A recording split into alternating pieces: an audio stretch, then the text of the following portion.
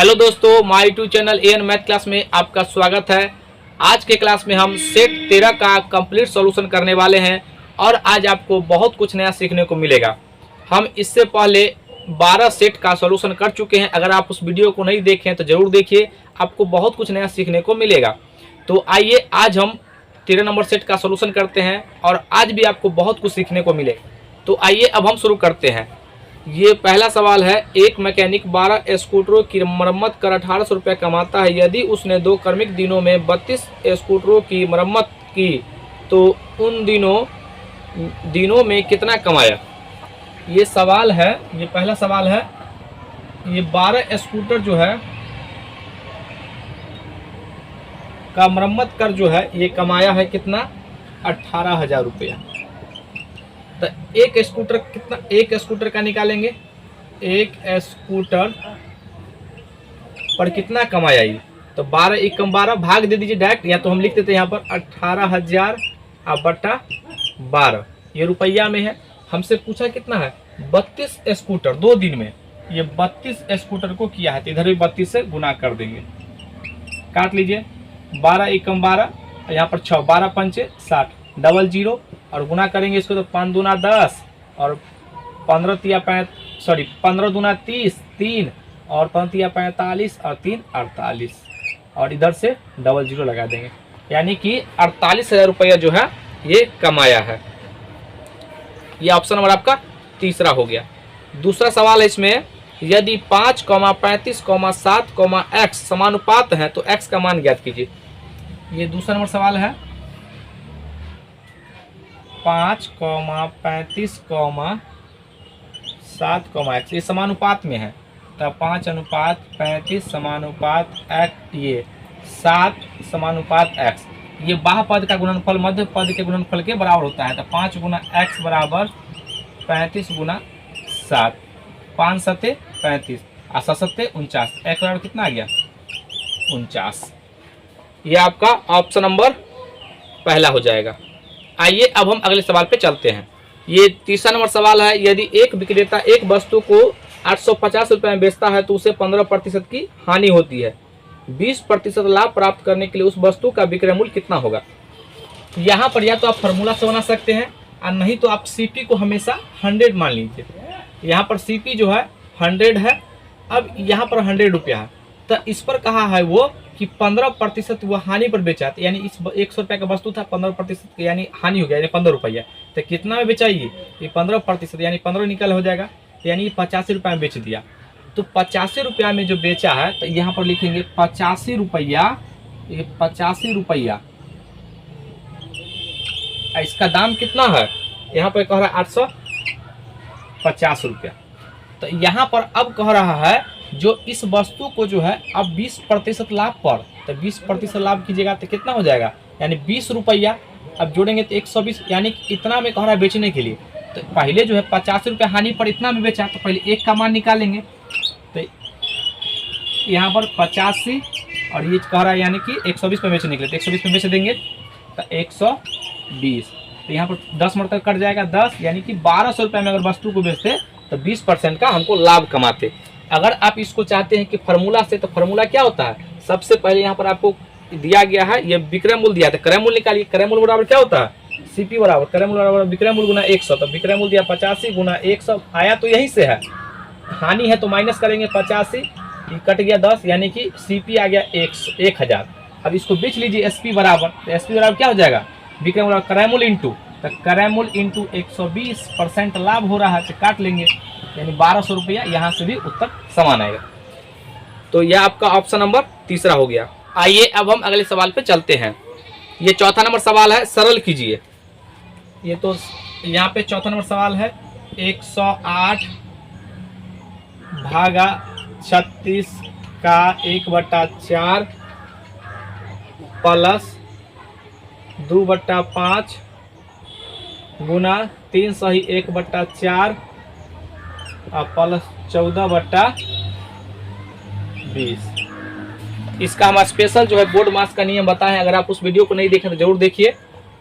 यहाँ पे इसको हम हल करते हैं तो सबसे पहले का क्रिया होता है। तो यहाँ पे 4 नमा 36, 9 आ गया, 9 से भाग करेंगे तो 12 नमा 12 आ जाएगा, यहाँ तक हल कर लिए हैं, इसको हल किया तो कितना गया 12, बीच में प्लस, ठीक है 4 3 12 1 13, तो 2/5 गुना 13/4 और प्लस 14/20, काटिए इसको, तो 2 से कितना आ गया 10 आ गया। यहाँ पे नहीं भी काटते तो कैलकुलेशन आसान हो जाता है, यहाँ 20, यहाँ पे नहीं भी काटिए तो उसको रहने दीजिए, 4 यहाँ पर 2 है, तो 5 का 20 और 20 इसका तो हर समान हो गया, तो जोड़ लेंगे, 13 दूना 26 और 14 कितना हो जाएगा 26 और 4 30 10 40, तो यहाँ पर 12 और प्लस 40/20, कैलकुलेशन को आसान करना है हमको, यहाँ पे 2, तो 12 और 2 कितना हो जाएगा 14, ये आपका उत्तर हो गया।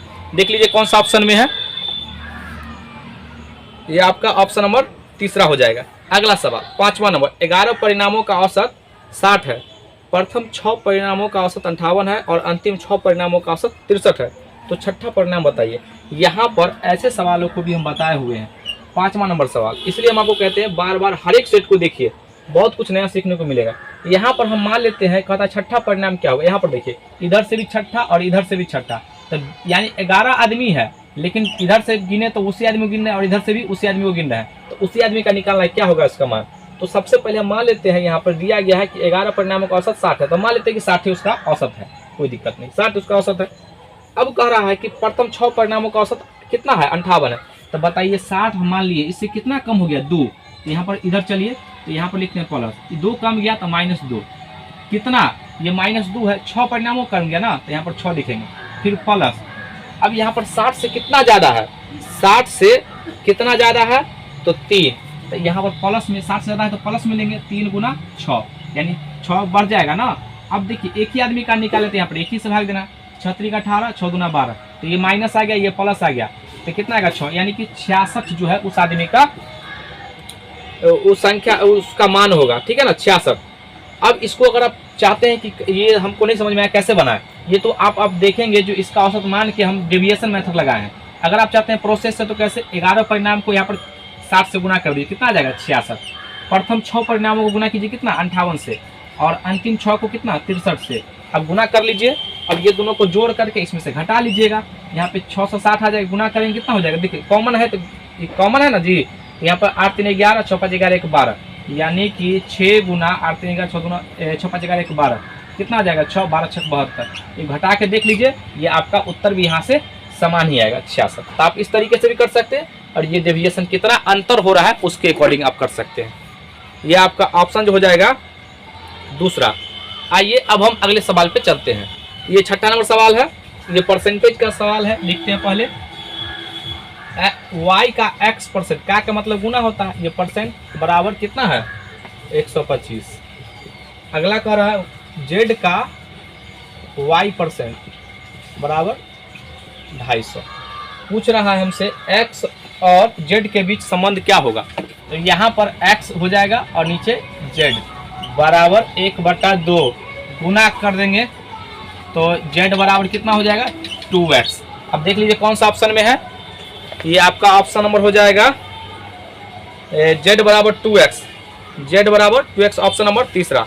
आइए अब हम अगले सवाल पे चलते हैं, ये 7वां नंबर सवाल है, एक बड़े घन का प्रत्येक भाग 128 सेमी है, इससे प्रत्येक 8 सेमी भाग के छोटे छोटे घन काटे जाते हैं, कम से कम 2 घन द्वारा घिरे हुए घन कितने घन बनेंगे। ये सवाल देखिए, सवाल से आपको क्लियर होगा, यहाँ पर ये 7वां नंबर सवाल है। पहले तो हम एक घन बनाते हैं तभी आपको क्लियर होगा।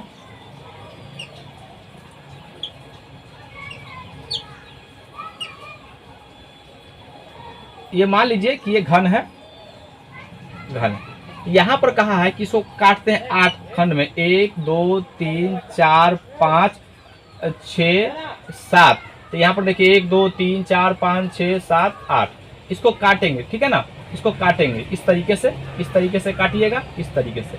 तो यहाँ पर जो करा बराबर 8 खंडों में, तो देखिए इधर से 2 और इधर से 2 छोड़ना है, तो बताइए इधर से 2 और इधर से 2 छोड़ना है, तो यहाँ पर कितना बीच में बनना चाहिए, बीच में।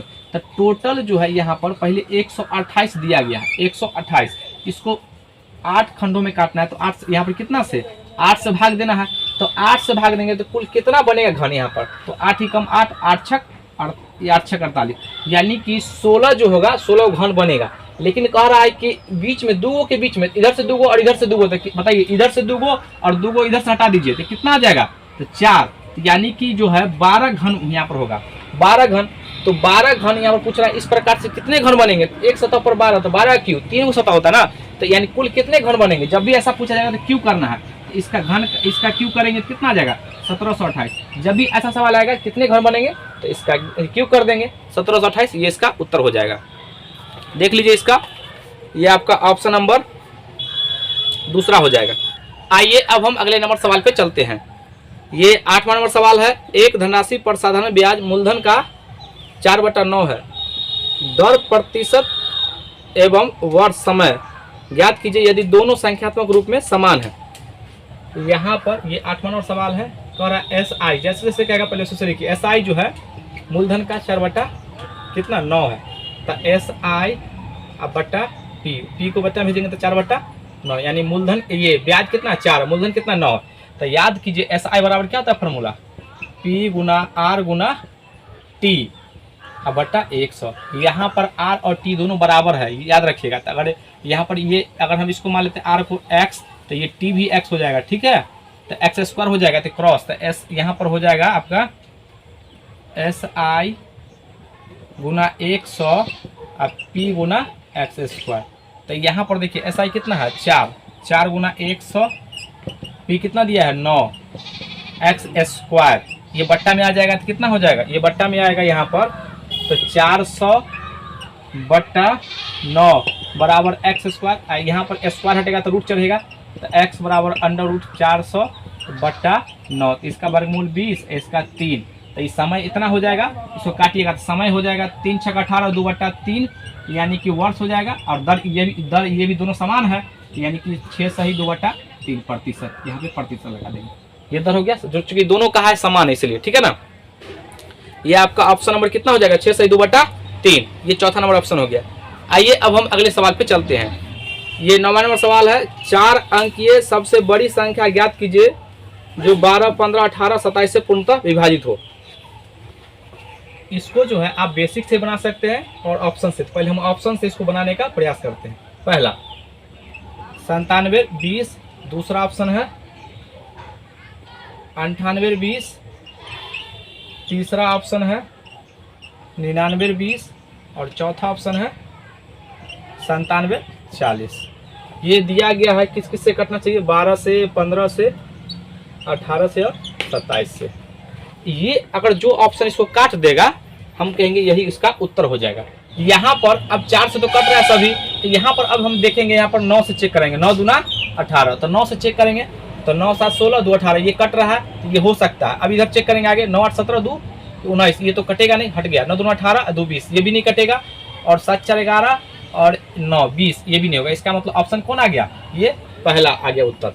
इसको अगर बनाना चाहते हैं तो 4 अंक की बड़ी संख्या लिखिए यहाँ पर 9999, और इस सब का एलसीएम लीजिए। तो एलसीएम हम मान लेते हैं कि 27 है।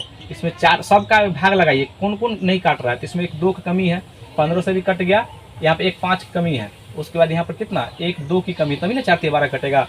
और 5 दूना 10, 27 दूना 54, यानी कि 540। इसको भाग लगा के देख लीजिए, वो आपका उत्तर आ जाएगा। आइए अब हम अगले सवाल पे चलते हैं।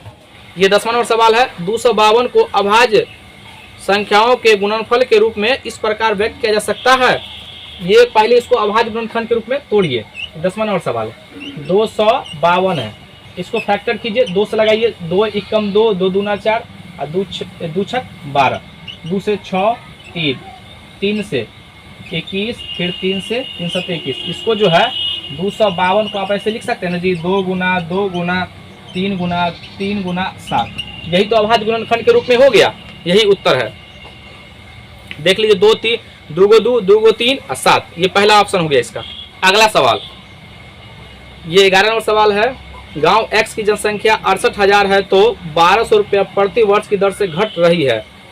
गांव Y की जनसंख्या 42,000 है तो 800 प्रति वर्ष की दर से बढ़ रही है। कितने वर्षों में दोनों गांव की जनसंख्या समान हो जाएगी। तो यहाँ पर हम मान लेते हैं कि X जो है उसके X समय में वो समान हो जाएगा। तो सबसे पहले यहाँ पर लिखेंगे 68,000। अब कहा है यहाँ पर देखिए, ये घट रहा है कितना से, 1200 से। हम कह रहे हैं कि X जो समय में यह बराबर हो जाएगा। तो घटा लिए, अब बराबर करना है। ये 4200 से बढ़ रहा है, 42,000 से 42,000 पहले है दिया हुआ और 800 प्रति बढ़ रहा है। तो यहाँ पर प्लस 800 गुना एक्स। यहाँ पर से क्या कीजिए, ये दो सभी में कॉमन है तो दो दो, इसमें भी दो और इसमें दो काट लीजिए। अब इसको इधर ले आइए, घटाएंगे कितना होगा 420, यहाँ पर 600, तो 0 6 और यहाँ पर 2 बराबर। ये 12 एक्स है, यहाँ पर उधर चला जाएगा तो 8, 12 8 20 एक्स, 0 से 0 और 2 से 13, तो यानी एक्स का मान कितना आ गया 13 वर्ष में जो है ऐसा बराबर हो जाएगा। अगला सवाल, ये 12 नंबर सवाल, A comma B comma C comma D comma E F G H I J K संख्या रेखा पर समान दूरी पर है, लंबाई ए जे द्वारा निरूपित भिन्न ए जे। तो यहाँ पर देखिए ए से स्टार्ट कीजिए, जे कहाँ पर है, तो देखिए यहाँ पर इसको हम पहले लिख लेते हैं 12, A B C D E F F G H I और यहाँ पर क्या हो गया जे। ठीक है, तो हमसे पूछा गया है जे के बाद यहाँ पर के दिया गया के, तो ए जे द्वारा भिन्न निरूपित कीजिए। तो ए जे, तो जे यहाँ पर है ना जी, तो टोटल कितना है 1 2 3 4 5 6 7 8 9 10 है और यहाँ तक यहाँ पर ए जे, तो यानी 9 बटा 10, टोटल 10 है उसमें से 9 लिया गया, तो आपका ऑप्शन नंबर पहला हो गया। अगला सवाल 13 नंबर, 3 अंकों की सबसे बड़ी एवं छोटी संख्या में अंतर क्या है। ये 13 नंबर, ये सबसे आसान है। 3 अंकों की सबसे बड़ी संख्या क्या होगा 999, 3 अंकों की सबसे छोटी संख्या 100, दोनों का अंतर ले लीजिए 899, ये आपका उत्तर हो जाएगा 899, ये ऑप्शन नंबर तीसरा। अगला सवाल, ये 14 नंबर सवाल है, व्यंजक दिया गया इसको हल करना है। ये 14 नंबर सवाल, 425 माइनस 125 भागा 25 गुना 6 प्लस 37, इसका मान क्या होगा। तो यहाँ पर देखिए पहले भाग का क्रिया करते हैं, बोर्ड मास आपको तो याद ही होगा, अगर आप नहीं जानते तो मेरे वीडियो में देखिए, बोर्ड मास का स्पेशल बनाए हुए हैं।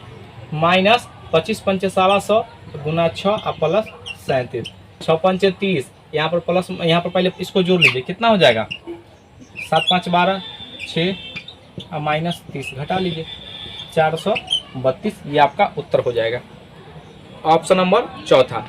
अगला सवाल 15 नंबर कहता है 60 और 72 के महत्तम समापवर्तक और लघुत्तम समापवर्तक का गुणनफल बराबर होता है किसके। तो याद रखिएगा, कह रहा है यहाँ पे 15 नंबर सवाल 60 और 72, इसका जो 72, इसका जो HCF जो होता है HCF और इसका जो LCM जो होता है, दोनों का गुणनफल ये first number into second number के बराबर होता है। तो देख लीजिए कौन सा ऑप्शन में है, कह रहा है दोनों ऑप्शन दिया गया है, दोनों संख्याओं का गुणनफल, ये दोनों संख्याओं का गुणनफल के बराबर होता है, ठीक है ना, तो ये आपका उत्तर हो जाएगा तीसरा नंबर। अगला सवाल 16 नंबर, अनुज की आय एवं खर्च का अनुपात 8:5 है, तो खर्च और बचत का अनुपात, ये तो आसान ही है।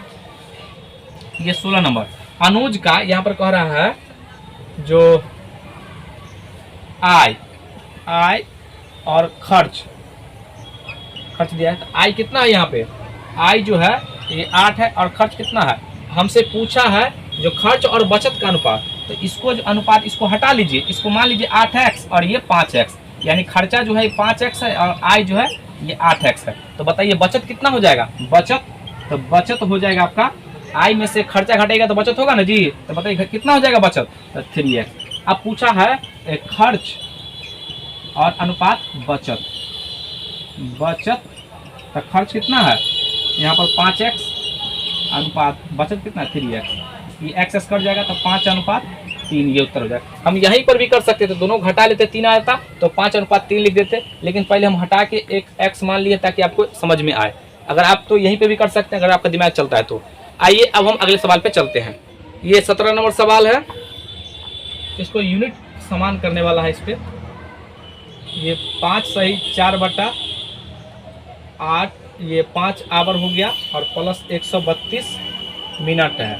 तो यहाँ पर पहले यूनिट को समान करना है, ठीक है। तो 25 25 4 29 बट्टा 5 आवर आप प्लस इसको भाग देंगे 132 और बट्टा 60 से। तो यहाँ पर देखिए इसको 4 से काटेंगे तो 15, 4 ते 12 और 4 ते 12, फिर 3 से 3 5 15 11। यहाँ पर 29 बट्टा 5 आवर और प्लस 11 बट्टा 5 आवर। देखिए दोनों का हर समान है तो आराम से अंश को जोड़ दीजिए, कितना हो जाएगा 40 बट्टा 5, ये आवर काट दीजिए यहाँ पर 8 आवर। ये कौन सा ऑप्शन में है, 8 घंटा हो जाएगा।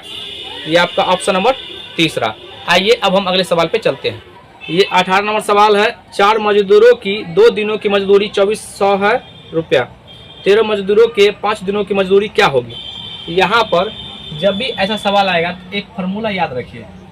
इसका जो है फार्मूला M1 D1 H1 नाम सुने होइएगा, W1 बराबर M2 D2 H2 बटा W2।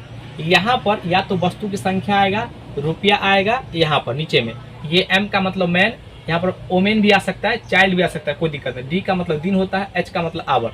ये पहला व्यक्ति, पहला दिन और पहला our.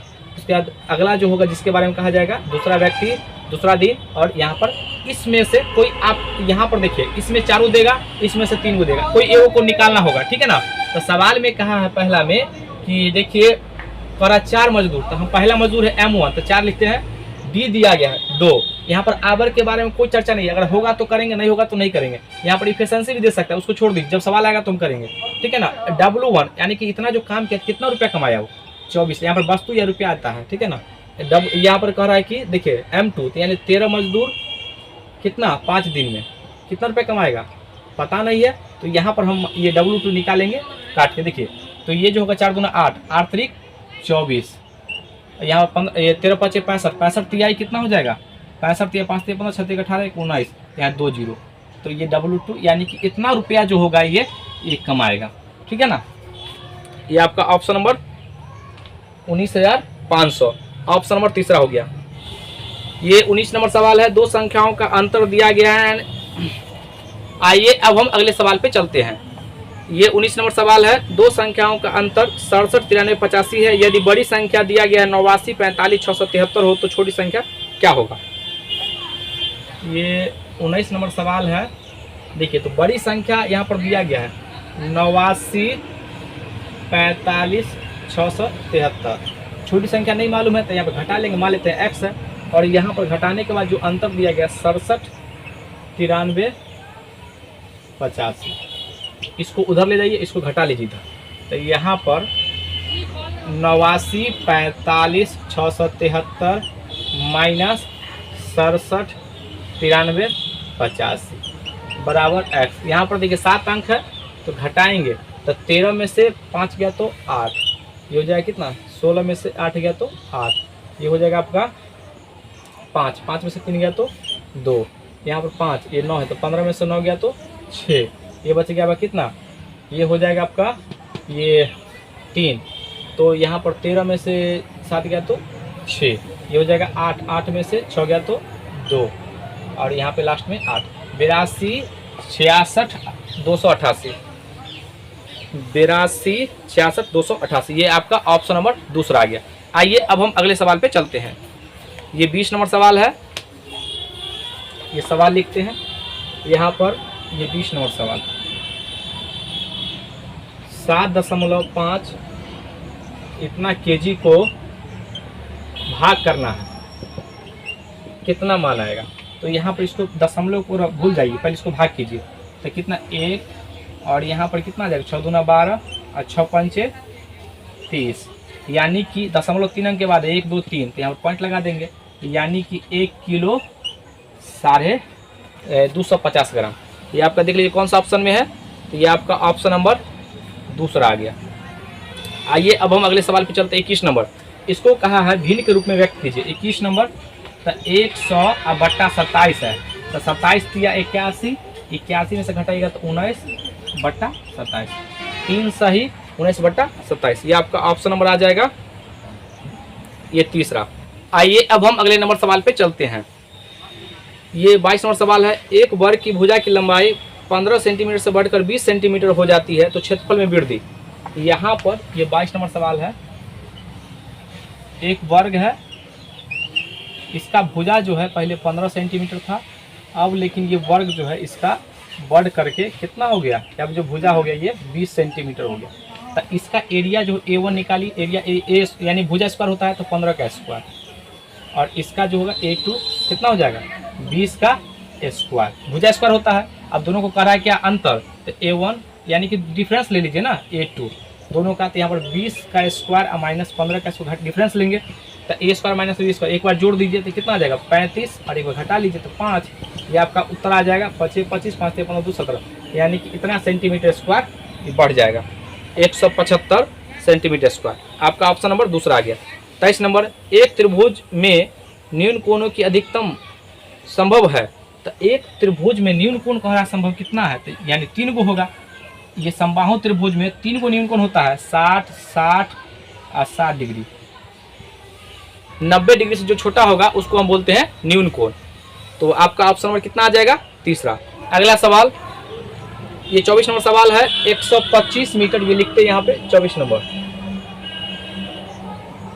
125 metre minus 65 metre Guna 25 centimetre.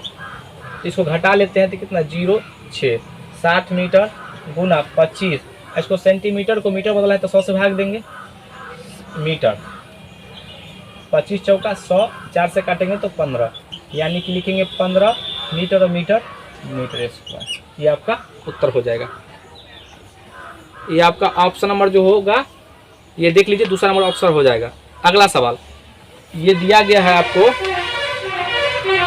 25 number सवाल है। यहाँ पर 25 नंबर सवाल कहा है कि एक घनाभ है, ठीक है ना, उसका माप अलग अलग दिया गया है, उसका आयतन हमसे पूछा गया है। तो यहाँ पर एक घनाभ है, इसका घनाभ का जो माप अलग अलग है, घनाभ में तो सभी माप अलग होते हैं, यानी सबसे बड़ा ये लंबाई है, ये सेंटीमीटर, उसके बाद ये चौड़ाई दिया गया है आपको 4 सेंटीमीटर चौड़ाई, और ऊंचाई दिया गया आपको 2 सेंटीमीटर। ये हाइट जो 2 सेंटीमीटर, यहाँ पे B है ये और ये L है। तो इसका आयतन क्या होता है, V बराबर L गुना B गुना H होता है। तो L कितना है 5 सेंटीमीटर, B कितना है 4 सेंटीमीटर और H कितना है 2 सेंटीमीटर। गुना कर दिए 5 का 20 और दूना 40, तो 40 सेंटीमीटर क्यूब। ये आपका उत्तर आ जाएगा। तो आज के लिए यहीं तक। आज का वीडियो कैसा लगा, अगर वीडियो अच्छा लगे तो इसको लाइक कीजिए, सब्सक्राइब कीजिए, शेयर जरूर कीजिए, साथ ही साथ कमेंट तो आपको करना ही करना है। आज के लिए यहीं तक। जय हिंद, जय भारत।